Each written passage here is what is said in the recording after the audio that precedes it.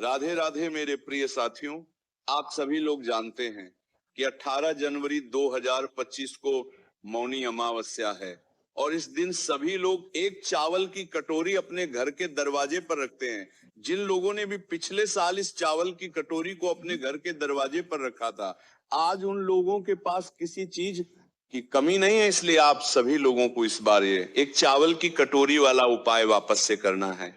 और जो लोग पहली बार इस उपाय करेंगे उनको तो विशेष रूप से इस उपाय को जरूर समझना चाहिए। देखिए प्रिय साथियों, इस उपाय को घर की बड़ी माता बहनों में से किसी एक माता बहन को करना चाहिए। अगर किसी कारणवश घर में माताएं बहनें उपस्थित ना हो तो उस जगह पर फिर घर का कोई बड़ा सदस्य भी इस उपाय को कर सकता है। मेरे प्रिय साथियों, एक बात और हम आपको बता दें कि इस बार जो मौनी अमावस्या है, इस दिन रविवार भी रहने वाला है, इसलिए इस उपाय को करते समय रविवार का समय आपको जरूर ध्यान रखना है, क्योंकि रविवार के दिन कुछ जगहों पर जाना वर्जित माना जाता है।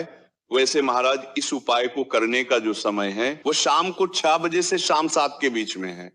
अगर किसी से आप लेट हो जाते हैं तो रात 8 बजे तक भी आप अपने इस उपाय को कर सकते हैं। प्रिय साथियों, अगर कोई किसी कारणवश इस समय से भी लेट हो जाता है तो वह रात को 10 बजे से पहले पहले इस उपाय को कर ले, क्योंकि इस समय के बाद ज्यादा रात हो जाती है, इसलिए आप इस उपाय को जल्दी से जल्दी करने की कोशिश करें। देखिए महाराज, एक चावल की कटोरी वाले उपाय में आपको एक चीज तो समझ आ रही हो कि इस उपाय में हमें एक चावल की कटोरी लेना है, तो घर की बड़ी माता बहनों में से कोई भी एक माता बहन शाम को 6 बजे के बाद मौनी अमावस्या के दिन अपने घर के रसोई घर में से एक खाली कटोरी ले, उसके बाद उसमें अपने ही घर के रसोई घर से चावल भर लें। कटोरी के अंदर चावल आपको फुल भर लेना है और ये चावल आपको कच्चे लेने हैं। अब आपको इस चावल की कटोरी के बीचों बीच चावल के ऊपर एक कपूर का टुकड़ा रखना है। यहाँ पर कई सारी माताएं बहनें ये प्रश्न करती हैं कि ये कपूर का टुकड़ा कौन सा होना चाहिए। तो देखिए, बाजार में आपको 2 तरह का कपूर मिलता है, पहला टुकड़े वाला और दूसरा गोली वाला। तो जो कपूर आपको मिल जाए वो लेना है, पर जो भी कपूर हो वो असली होना चाहिए। प्रिय साथियों, अब अगर आपने कपूर का टुकड़ा लिया है तो मीडियम साइज का कपूर का टुकड़ा तोड़कर चावल के बीचों बीच रख दो, या कपूर की गोलियां ली है तो 3-4 गोलियां कपूर की लेकर चावल के बीचों बीच रख दो।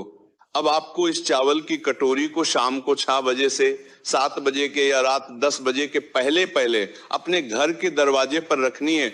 ये चावल की कटोरी आपको अपने घर के मेन गेट, जहां से आप अंदर बाहर जाते हैं, उस जगह पर या तो चौखट पर रख सकते हैं या दीवार पर भी इस कटोरी को रख सकते हैं। इस कटोरी को आपको अपने घर के दरवाजे पर थोड़ा सा बाहर की साइड करके रखना है महाराज। अब चाहे आप चौखट पर रखें या दीवार पर, ध्यान आपको ये बात रखना है कि ये चावल की कटोरी पूरी अमावस्या की रात आपके घर के मेन गेट पर रखी रहेगी, इसलिए आप इस हिसाब से ही इस चावल की कटोरी को दरवाजे पर रखिएगा कि कोई भी जानवर जैसे कि गाय, कुत्ता या बिल्ली आपकी इस चावल की कटोरी को नुकसान न पहुंचा पाए। आप चाहे तो इस चावल की कटोरी के आसपास कुछ ईंटें रख सकते हैं और ऊपर से कुछ ढक भी सकते हैं, जिससे कि आपकी चावल की कटोरी पूरी रात भर सुरक्षित रहे। अब जैसे ही आप इस चावल की कटोरी को अपने घर के दरवाजे पर रख देते हैं तो आप अपने घर के अंदर वापस आ जाइए और अपने बाकी के जो भी काम है उन्हें कर लीजिए और रात्रि में सो जाएगा। कोशिश करना कि यह उपाय आप तब करें जब आपके घर के सभी सदस्य आपके घर के अंदर उपस्थित हो और चावल की कटोरी को घर के दरवाजे पर रखने के बाद कोई भी सदस्य घर के बाहर ना जाए। अब आप इस एक चावल की कटोरी को पूरी रात भर के लिए अपने घर के दरवाजे पर छोड़ दें कि और अगले दिन सुबह गुप्त नवरात्र शुरू हो जाएगी, यानी कि एकम लग जाएगी। तो आपको सुबह जल्दी उठना है और स्नान करना है और अब आपका सबसे पहला काम इस उपाय को पूरा करना रहेगा, जिसमें आपको स्नान करने के बाद अपने घर से एक माचिस उठानी है और सीधा उस जगह पर चले जाना है जहां पर अपने घर के मेन गेट पर इस चावल की कटोरी को रखा हुआ था। अभी आपको इस चावल की कटोरी को ना छूना है और ना उठाना है। सबसे पहले अपने कटोरी के आसपास जो भी चीज रखी हुई थी सुरक्षा के लिए, वो हटा दीजिए।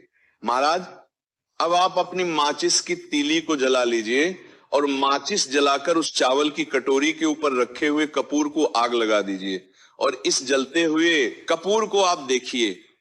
जब तक ये कपूर पूरा न जल जाए आपको वहां से नहीं जाना है और ना ही कटोरी को छूना है और ना उठाना है।